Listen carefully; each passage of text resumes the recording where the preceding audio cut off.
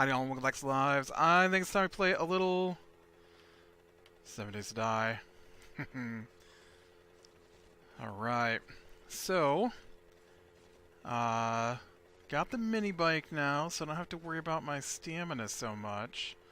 Or my food consumption. So maybe we can get a little farther out here looking for potatoes.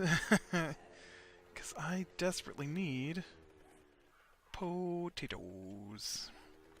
I'd like to get up to this next town here and head south. Or no, I already did south. Maybe the one after that? Not sure. But there's gotta be a potato field out here someplace, right? Because this hunting from house to house trying to get 4 potatoes is ridiculous. There's corn. In fact, I think I need to go back later, maybe, if I put enough points into it. There's supposed to be super corn now. I don't understand the point of it. On our multiplayer game, I'm the cook, so I've got all the points in the cooking. Well, I don't have tier 5 yet, but I've got tier 4. I've got tier 4 or 5 on living off the land. Maybe all of them, whatever gets you up to super corn. And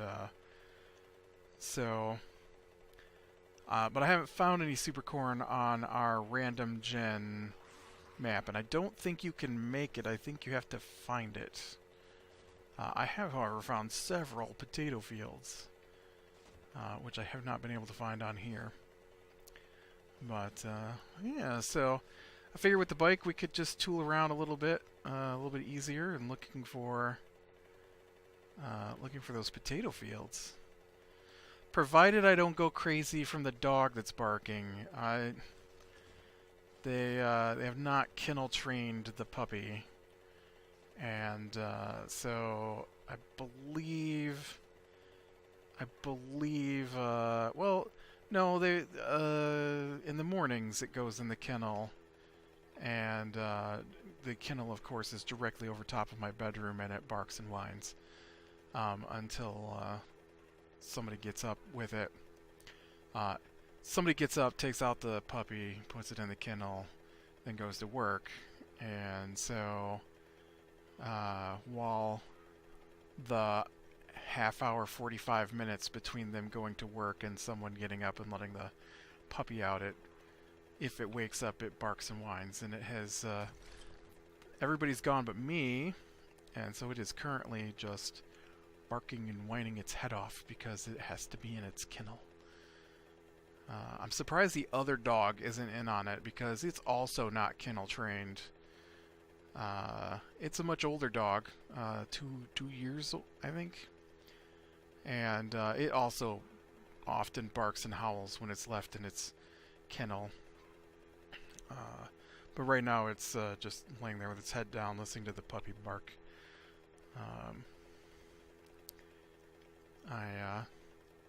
I can't be up where it's at. I just can't, and they don't come down here, so I've got too much stuff to do. I just finished work, so I don't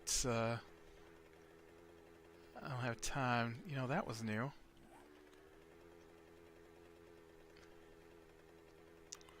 I've not been past that outpost there.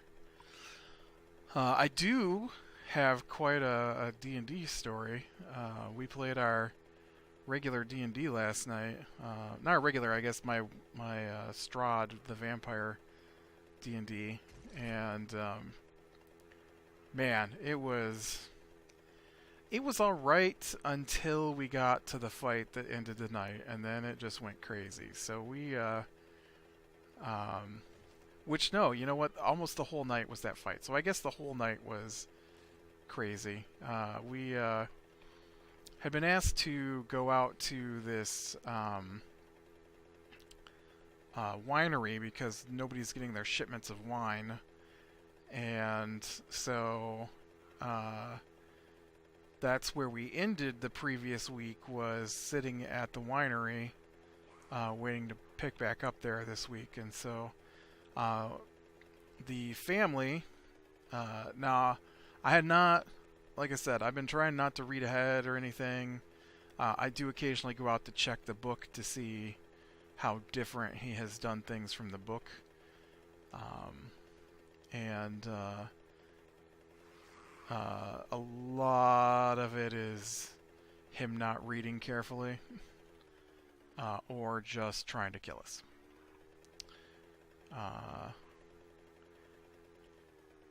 You know, this is a weird little gas station here. And so, so we talked to the guy, and he's like, oh, my whole place has been overrun by these druids, dark druids, who've got... oh man, it's snowy over here now, too. It was not like that when I played before. Snow was only in the upper right-hand corner of the map. This is all new territory to me. Oop, oop, oop.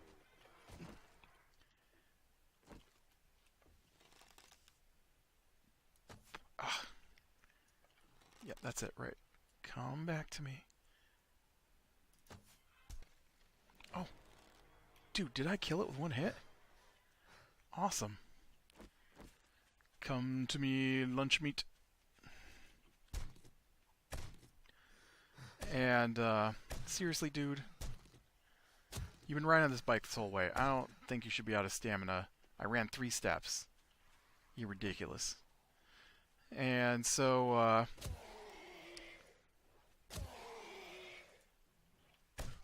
so he's like, our entire place is overrun with these tree men. And I'm like, ooh, treants. Alright. Never fought a treant in D&D before.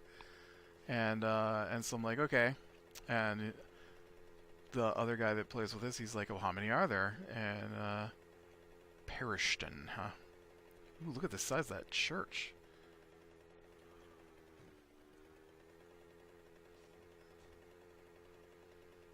Was this here before? I don't... Oh, look at the... I want to say it was, but it was... Oh, there's another deer. It wasn't covered in snow before, right? Because I feel like I did a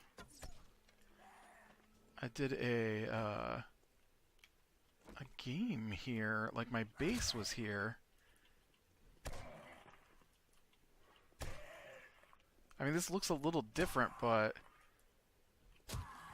I remember doing a game where I had a base right next to a road like this one next to me here.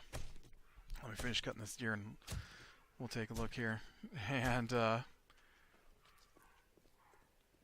like this section right here, I mean, I don't remember this. This is new to me. Hey buddy, what's hiding in your culvert?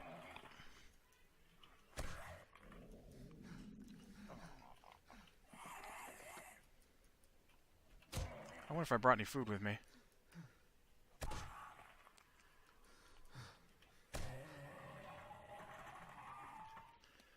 I did not. So, oh no.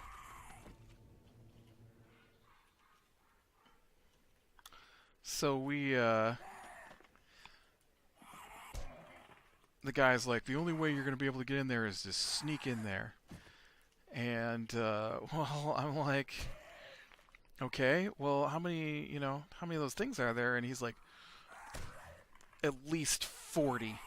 And I'm like, wow, so do you know where they're at? And he's like, well, no, I don't know where they're at now, but they surround the place. I'm like, oh, okay, well, the wizard has a bird familiar, a raven, because raven is kind of a theme in this this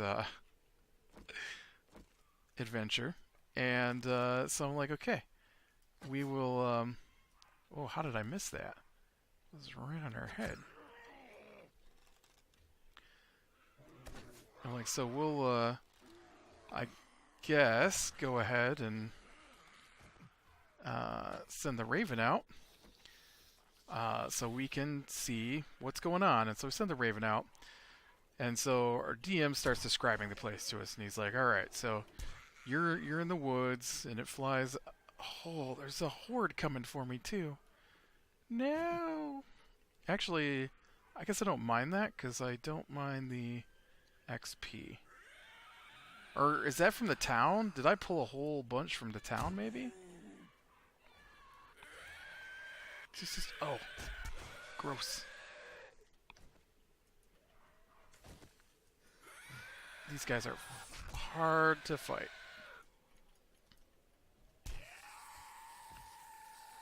Oh, I say that, and then he's dead. And so, so we send out the Raven. It flies around, and he's like, "Okay, so you're like, it's like 200 feet from the road to the gate, and it's like another 250 feet from the gate to the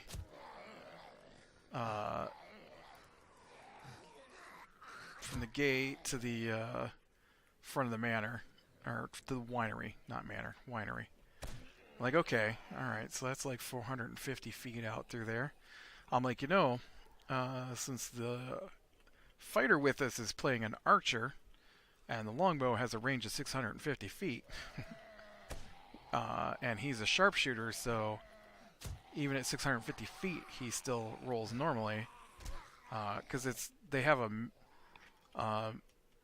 min-max distance, so like you can't fire a bow if something's within 5 feet of you. You can't. Look, I ain't got no food, so quit whining about it and just fight. I find it ridiculous that you're out of food when you weren't out of food, and I ran 2 feet, and then you're like, "Oh, I'm so hungry." You ran 2 feet. So make sure nothing's coming to snag me from behind here. Wish I had my gun that I got on the other one.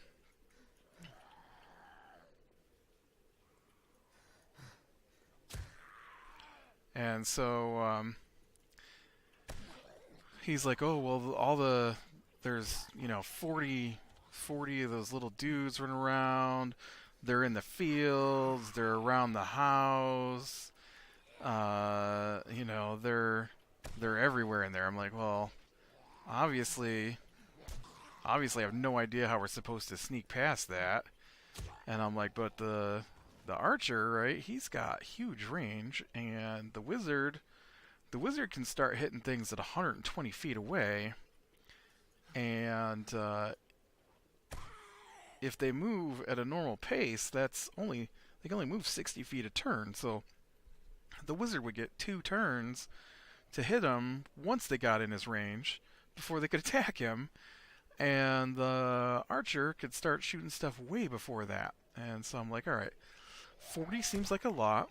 And so I asked what size they were, and he tells us that they're small. No, they're medium. No, they're small. No, they're definitely small. No, they're medium. They're definitely medium. No, they're small. They're small. I'm like, okay, so they're small. Yep, they're small. So I'm like, all right, small. Maybe that means, oh, now there's a zombie bear in there. That zombie bear wasn't in there earlier. I can't fight a zombie bear. Don't even stop to look. Just keep running. We're just gonna, okay, keep waddling. We're gonna waddle back to the bike, which is over here. And we're gonna leave, because I don't want to try and fight a zombie bear. We're just gonna leave. I'm gonna go back out of the cold. So he had told us earlier that he was going to move away from the book because he's using a guide, and the guide has a custom event for this location, and it's got different levels of events, and so he's going to have us do the hardest one. I'm like, ugh, I hate his guides. I wish he would just play it like the book says.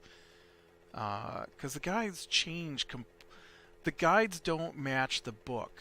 is the problem. Like sure, this event takes place at this location, right? But there are things in the book that link to other things in the book. And so some of this stuff that is in the guides skips the stuff that links to other things that are supposed to take place in the book. So who knows if we're going to get the right stuff now to be able to proceed because the guide doesn't match the book. In fact, the guide doesn't match the rules in the book, which is really crazy. So I feel like the guide he's using must be written for a different version of the game than what we're playing. But so he tells, he gives a general description of where everything's at, how it's surrounding the house, how there's some behind the house, how there's some in the fields. I'm like, okay, well they sound split up, and he's like, well they're in groups of 5 in each group. I'm like, oh well, we could probably take 5 in each group. I'm like, all right, so we're gonna set up then. We're gonna set up so that we're 600 feet away from them, and then the archer's gonna start shooting. He's like, well, I mean, that would work if you could see, but it's covered in thick fog and heavy rain. Like, but it's, what? It's daytime. When did it become thick fog and heavy rain? And so he's like, everything is in dim light now. I'm like, ugh. Alright, so let's change that. So what's the distance we can fight from now? And, because, that's not what it was before. And, so go ahead, change it up. Change it up. Gotta constantly change things after they're described to us. It's the one thing, well, okay, there's a lot of things that irritates me playing with him, but it's the big one. It's my big one for playing with him, is that he'll tell us something, and then we'll make our decisions based on what he told us, and then he will change it. And then he'll say like, oh, I'm sorry, I'm just a bad DM. That's not what's actually there. You thought you were going to fight you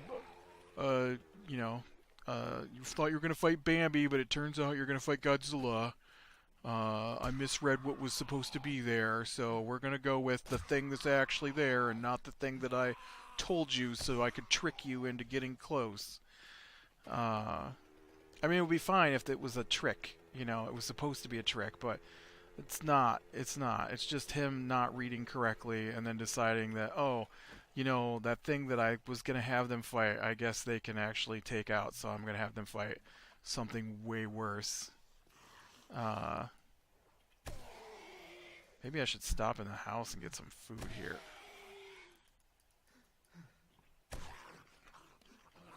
Alright, we need a bedroll. So,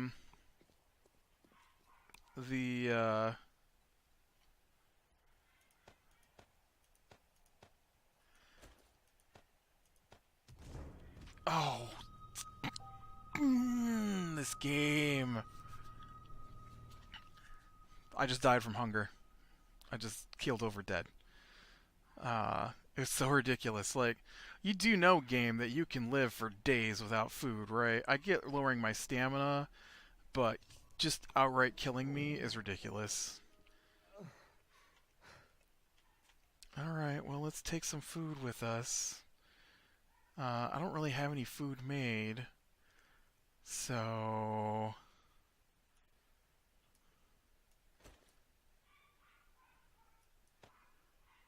I mean, that's really it, right? That's everything I've got that isn't used to make something else.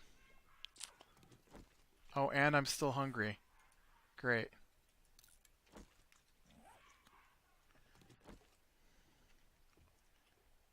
I guess I could cook up some of this meat. Hopefully I've got some supplies in here. I do. Okay. Oh, I can grill up 4 meat with that. Nice. So, so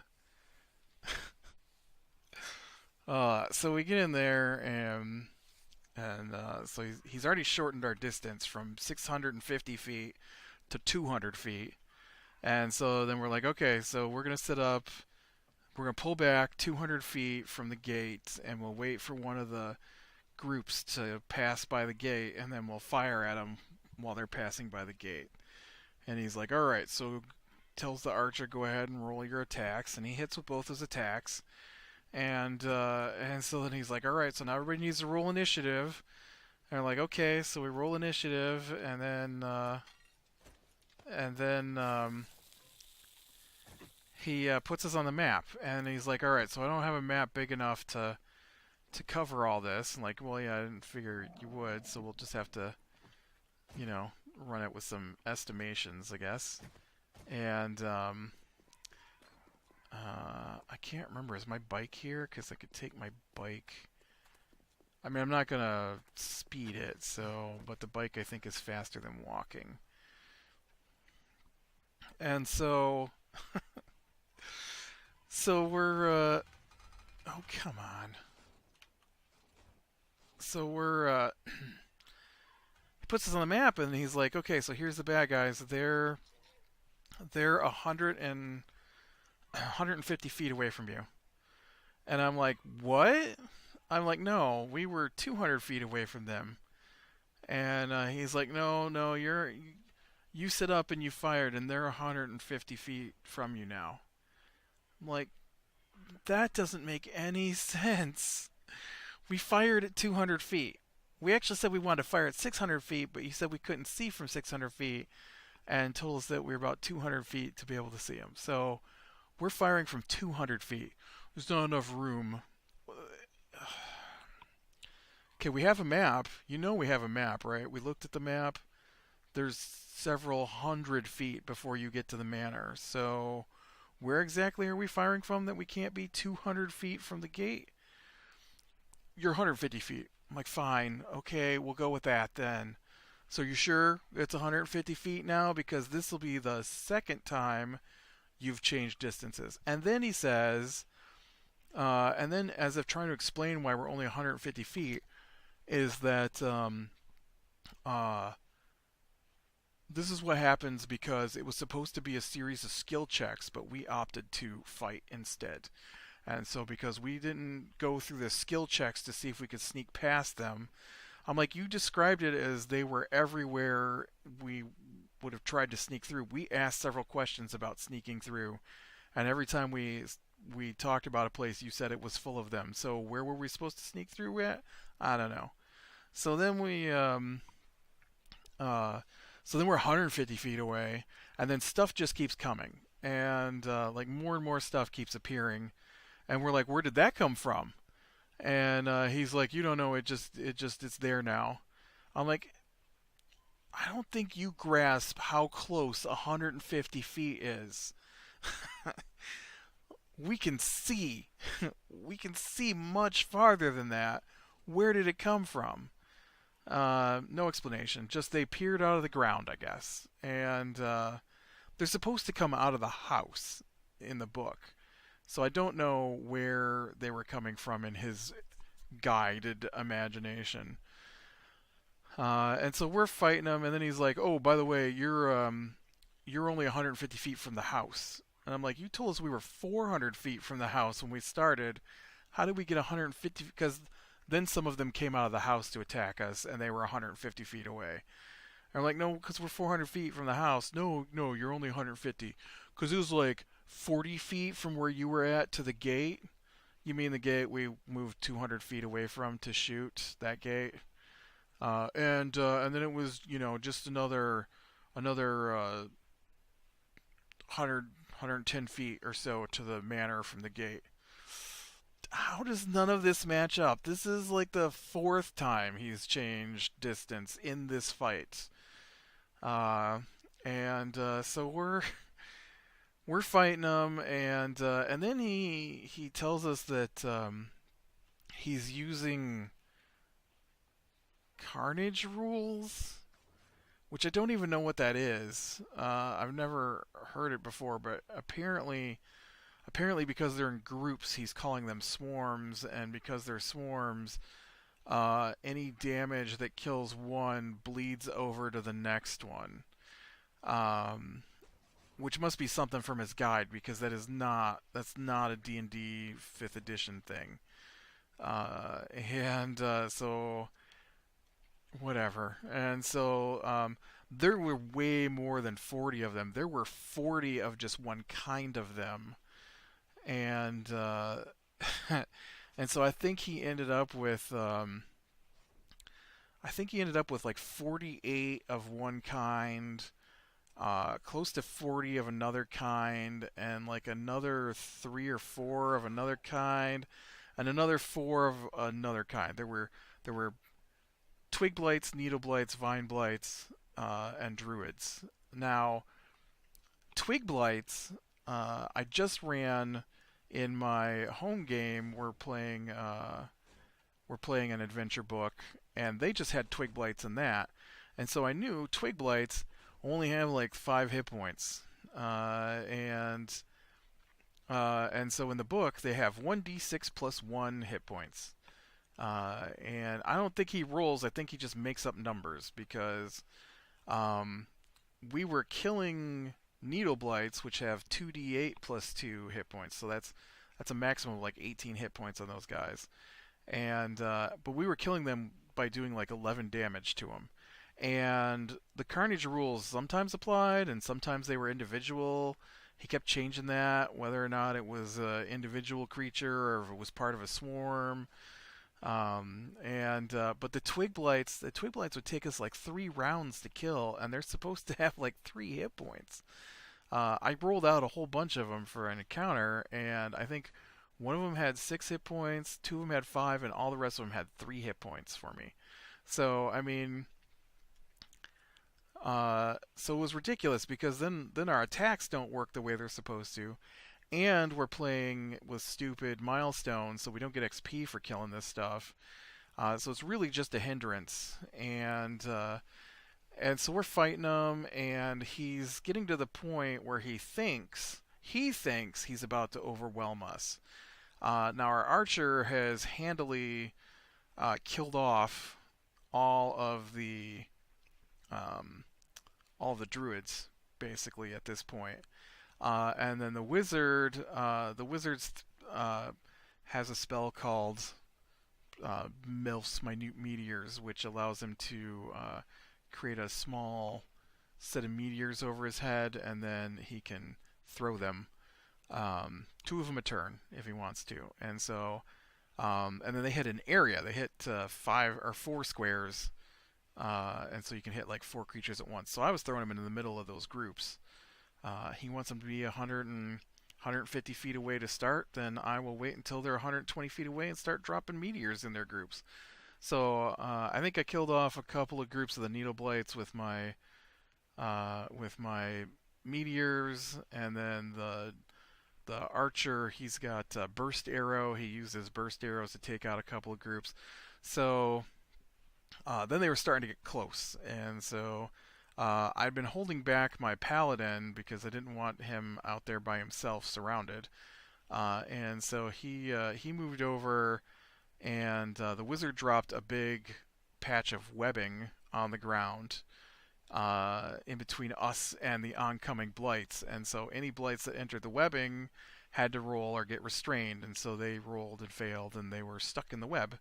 And so that was the whole group got stuck in the web, and then I moved my paladin over because there were like 2 groups of needle blights coming in, and I don't really have any like big massive attacks with him, but he should be able to handle fighting in the middle of the needle blights, I think, and maybe not. I don't know. We didn't get to him, and so uh, on the other side of the web, like to the left of the web, was like 2 groups of needle blights.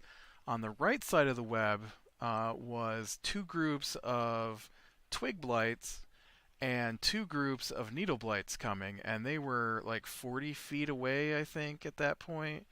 And so I was like, all right, I gotcha. And so um, I only had 2 uh, 3rd level spells, and so I used one of them to do the meteorites.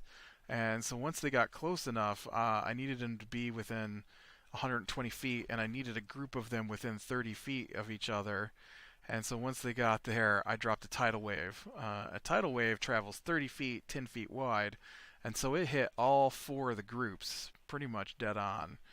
And then I rolled for damage and did 23 damage, and then he's going through and figuring out which ones are dead and which ones are still alive, and then he gets huffy. Then he's like, I can't believe you guys didn't try to sneak in here. It's supposed to be skill checks. It's supposed to be a series of skill checks to sneak past these to get to the house. But no, you gotta fight it. You guys have gone and trivialized this encounter. And there's probably not even a point to finish this. He just brought out another druid and another set of vine blights. Um, and he's like, you know what? I'm just gonna say that you guys easily clean this up because you've already killed over half of what's out here, and you're obviously not having any problems because I don't think I've hurt you yet. So we might as well just say you won because you trivialized the encounter. And like, okay, fine, that's fine with us. Didn't really want to fight this much in the first place, but whatever.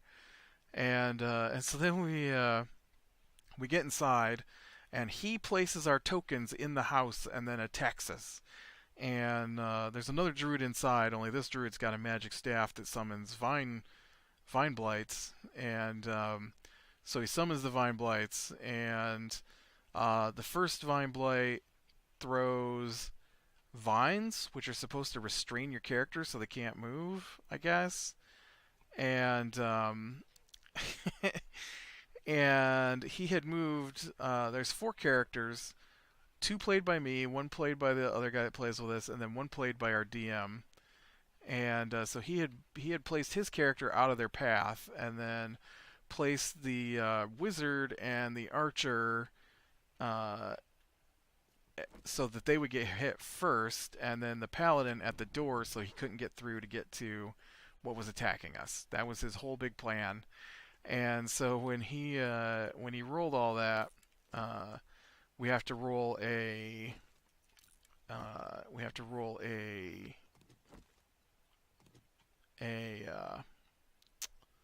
what's it called, a dexterity check to see if it hits, if it catches us, and it didn't catch us.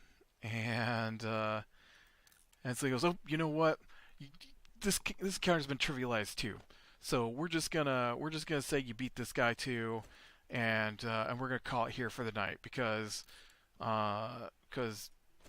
it's like 20 minutes before we're supposed to stop playing. We didn't start playing until like 20 minutes later than we're supposed to start, so he basically cut 40 minutes off of our gameplay for the night.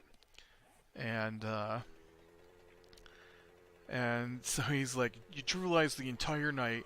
I thought it'd take you like 2 weeks to figure out how to get through all this, but no, you just gotta go and wipe it out. And then I'm like, well, before we quit, can we at least see what's going on in this house? Why these druids would be here? And so he starts reading off the room we're in, the description for it. And I'm like, we don't actually need a description of each room because we're not going to take anything that belongs to these people. Could you just tell me if there are any more bad guys in the house? We'll just like do a room by room sweep. And so we don't really need a description of if there's closets or chests or anything like that. And so he's like, fine, there's no bad guys left. Roll a investigation check. So I rolled a natural 20. So he gets all giddy when there's a natural 20. And he's got this thing that's really annoying where a 22 perception check does not tell me what is out there. To give you an idea, an unskilled person doing something is a 10. So, like, I am not a tracker, but if I wanted to look for big tracks in a muddy trail, that would be like a 10. And you might miss them, but you're probably going to see them. Because you get bonus points on top of the dice roll, so, it's pretty easy to make a 10. So if it requires a skill, well then that's a 15. And so if it requires a lot of skill, that's a 20. So if I... And it's supposed to be a skill check, not a I'm going to decide afterwards how hard it's going to be based on what you've rolled, which is what he does. And so instead of having a skill check where it's like, okay, so to see where all the blights are is a check of 15, I rolled a 22. So I'm well over the 15, but that's not the way he does it. The way he does it was, did you roll a natural 20? If you didn't roll a natural 20, then you don't see anything. And that's basically how he does every roll. If you don't roll a natural 20, you don't find anything. And then on top of that, when it comes to finding treasure, even if you roll a natural 20, you have to roll the dice again, and if you don't get a natural 20, well, then you really don't find anything most of the time. And so, yeah, and so I rolled a natural 20 on the investigation, and then he has us go in, and I got damage from some brown... I don't even understand why it's there. Some brown mold. I don't understand why it was there. It was never explained. It was just there, and it did damage to me. And so... Yeah, so it's pretty crazy. And then I looked in the book to see what it was supposed to be like, and it actually is not too different in the book, except for there's no fog, there's no heavy rain, there are ravens all over the place, and the ravens are supposed to fight all the twig blights that come attack you, and obviously the twig blights are supposed to be super easy characters. The game works on a challenge system, and so a twig blight is a challenge rating of 1/8. So it takes 8 twig blights to equal one party of level 1 characters, one 4-person party, and needle blights are half, or fourth. I think it's an 1/8 for the twigs, a 1/4 for the needle blights. So it only takes 4 of those guys. So they're sort of twice as difficult as twig blights. And then vine blights, I think, were half. And and so, right, it takes 2 twig blights to equal 1. Why, hello, dinner.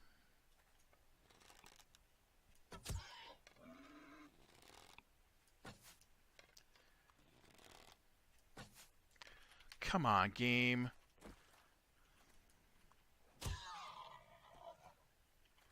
It's an ability to... You know, I do have a gun. I didn't realize I had a gun. I should just shot you with one of my 2 bullets, or 7 bullets, or whatever I got. But yeah, so I look in the book, and, you know, it's basically the same amount of creatures, but they come from different places. I don't know if you're supposed to sneak in or not. I think that's an option. It's not a requirement. Your DM's not supposed to throw a fit because you didn't sneak in like he wanted you to. And you know, I don't really want this either. And so, yeah, it was just bizarre. And then there's so many twig blights, and well, he put in way more creatures than were supposed to be there, because the book only had 24 twig blights, and I know he had over 40 twig blights at one point. And so, yeah, I don't understand. And then he's all mad because we didn't die, and I hate when he ends a fight in the middle of it, because, I mean, let's face it, it's a game where you go up levels and gain new powers, and 90% of those powers are combat related. And so to make combat pointless, and then to stop the combat when you are doing it in the middle of it, almost makes me want to not play the game. I'm not gonna lie, I love going up levels, and not knowing when I'm gonna be allowed to go up a level does take a lot of enjoyment out of the game for me. And then his inability to tell us what's actually there, even though it's written down in the book for him, drives me crazy. But, yeah. All right, well, I am going to go ahead and call it here. And so, click leave your like, subscribe to catch the next one, and I will talk to you later.